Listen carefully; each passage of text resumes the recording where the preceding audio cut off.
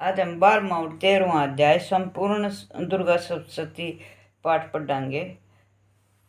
राम राम सबन। परमेश्वरी, मेरे द्वारा रात दिन सहस्त्रों अपराध होते हैं, वह मेरा दास ऐसा समझकर मेरे उन सब अपराधों को कृपा पूर्वक क्षमा करो। हे परमेश्वरी, न तो महान करना जानती, न ही विसर्जन करना जानती, न ही पूजा करने का ढंग जानती, क्षमा करो देवी। हे सुरेश्वरी, मैंने जो मंत्रहीन, क्रियाहीन और भक्तिहीन पूजन किया, सब आपकी दया से पूर्ण हो। हे देवी, हे महेश्वरी, अज्ञान से या बुद्धि से भूल से बुद्धि भ्रांत होने के कारण मुझसे न्यूनता अधिकता हो गई है, सब क्षमा करो देवी। हे माँ सच्चिदानंद स्वरूपा, हे परमेश्वरी, हे जगत माता, हे कामेश्वरी, तुम प्रेम पूर्वक मेरी पूजा स्वीकार करो, मुझ पर प्रसन्न हो। माँ तमेव माता च पिता तमेव बंधु च सखा तमेव विद्या धर्मणम तमेव शरणम देव देव। हे देवी, मुझ पर प्रसन्न हो।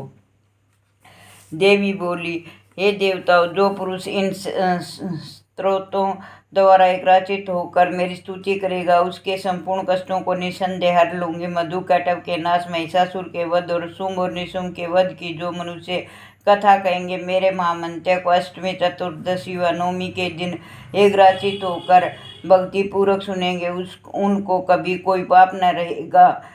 पाप से उत्पन्न हुई विपत्ति भी उनका न सताएगी, उनके घर में दरिद्रता न होगी, न उनको प्रियजनों का विक्षय ही होगा, उनको किसी प्रकार का भय भी न होगा। इसलिए प्रत्येक मनुष्य को भक्ति पूर्वक मेरे इस कल्याणकार महामंत्र को सदा सुनना चाहिए। मेरा यह महामंत्र महामारी से उत्पन्न संपूर्ण उपद्रवों से एवं 3 प्रकार के उत्पातों को शांत कर देता है। जिस घर में, मंदिर में या जिस स्थान पर मेरा यह स्रोत विधि पूर्वक पढ़ा हुआ सुना जाता है, उस स्थान का मैं कभी त्याग नहीं करती, वह सदा मेरा निवास रहता। बलिदान, पूजा, होम तथा महोत्सव में मेरा यह चरित्र उच्चारण करना सुनना चाहिए। ऐसा हवन पूजन मनुष्य चाहे जानकर भी करे या न करे, मैं उसे तुरंत ही ग्रहण कर लेती हूँ। शरद काल में प्रत्येक वर्ष जो महापूजा की जाती है, उनमें मनुष्य भक्ति पूर्वक मेरा यह महामंत्र सुनकर सभी विपत्तियों से छूट जाता है, धन धान्य और पुत्र आदि से संपन्न हो जाता है। मेरे इस महामंत्र व कथाओं इत्यादि को सुनकर मनुष्य युद्ध में निर्भय हो जाता है। महामंत्र के श्रवण करने वाला मनुष्य शत्रु वाले मनुष्य का शत्रु नष्ट हो जाता है और कल्याण की प्राप्ति होती है। उनका कुल आनंदित हो जाता है, सब कष्ट शांत हो जाते तथा भयंकर शोपन दिखाई देना तथा घरेलू दुख इत्यादि सब मिट जाते हैं। बालगृह में घर्षित बालकों के लिए यह मेरा महामंत्र परम शांति का देने वाला है। मनुष्य में फूट पड़ने पर भली भांति मित्रता करवाने वाला मेरा यह महामंत्र मनुष्य को मेरी जैसी सामर्थ्य की प्राप्ति करवाने वाला है। पुष्प, अर्घ्य, धूप, गंध, दीपक इत्यादि सामग्री द्वारा पूजन करके, ब्राह्मण को भोजन करा के, हवन करके, प्रतिदिन अभिषेक करके, नाना प्रकार के भोगों का अर्पण कर और प्रत्येक वर्ष दान इत्यादि करके जो मेरी आराधना की जाती है, उसमें मैं जैसी प्रसन्न हो जाती हूँ, वैसी प्रसन्न मैं इस चरित्र सुनने से हो जाती हूँ। यह महामंत्र श्रवण करने पर पापों को हर लेता तथा आरोग्य प्रदान करता है। ये प्रादुर्भाव को कीर्तन, दुष्ट प्राणियों की रक्षा करने वाला, युद्ध में दुष्ट दैत्यों का संहार करने वाला, इसके सुनने से मनुष्य का शत्रु का भय नहीं रहता।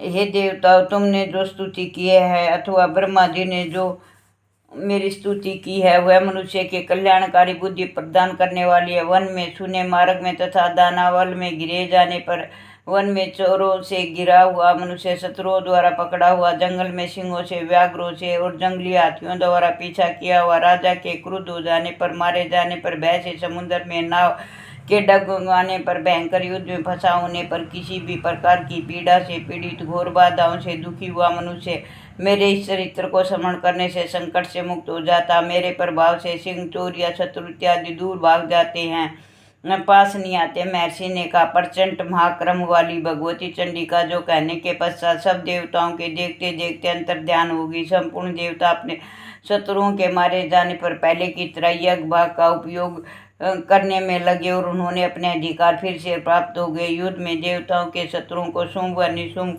के देवी और हाथों में मारे जाने, बाकी बचे हुए राक्षस पाताल को चले गए। हे राजन, इस प्रकार भगवती अंबिका नित्य होती हुई भी बार बार प्रकट होकर इस जगत का पालन करती है, इसको मोहित करती है, जन्म देती है, प्रार्थना करने पर समृद्धि प्रदान करती है। हे राजन, भगवती ही महाप्रलय के समय महामारी का रूप धारण कर लेती है और वही संपूर्ण ब्रह्मांड में व्याप्त है। वही भगवती समय समय पर महाकाली तथा महामारी का रूप बनाती है। स्वयं जन्मा होती हुई भी सृष्टि के रूप में प्रकट होती है। वह सनातनी देवी प्राणियों का पालन करती है और वह मनुष्य के अभ्युदय के समय घर में लक्ष्मी का रूप बनाकर स्थित हो जाती है तथा भाव के समय दरिद्रता बनकर विनाश का कारण बन जाती है। पुष्प, धूप, गंध आदि से पूजन करके उसकी स्तुति करने से वह धन व पुत्र देती है और धर्म से सुबुद्धि प्रदान करती है।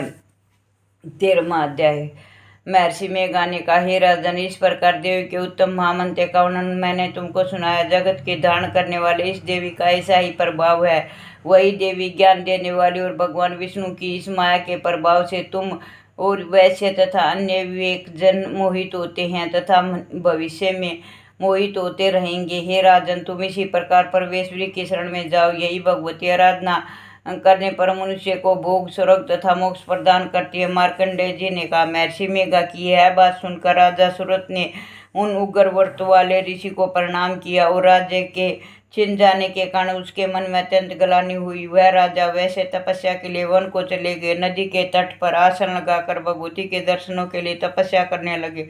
दोनों ने नदी के तट पर देवी की मूर्ति बनाई। पुष्प, धूप, दीप, हवन द्वारा उसका पूजन करने लगे। पहले उन्होंने हार को कम किया, फिर बिल्कुल निराहार रहकर भगवती में मन लगाकर एकाग्रता पूर्वक उसकी आराधना करने लगे। वह दोनों अपने शरीर के रक्त से देवी को बलि देते हुए 3 वर्ष तक लगातार भगवती की आराधना करते रहे। 3 वर्ष के पश्चात जगत का पालन करने वाली चंडिका ने उनको प्रत्यक्ष दर्शन देकर कहा, देवी बोली, हे राजन तथा अपने कुल को प्रसन्न करने वाले, वैसे तुम जिस वर की इच्छा रखते हो वह मुझ में मांगो, वह वर मैं तुमको दूंगी, क्योंकि मैं तुम पर अत्यंत प्रसन्न हूँ। मार्कंडेय जी कहते हैं, यह सुन राजा ने अगले जन्म में नष्ट न होने वाला अखंड राज्य और इस जन्म में बलपूर्वक अपने शत्रुओं को नष्ट करने के पश्चात अपना पुनः राज्य प्राप्त करने के लिए भगवती से वरदान मांगा। वैश्य ने भी, जिसका चित्त संसार में जो विरक्त हो चुका था, तब भगवती से अपनी ममता और अहंकार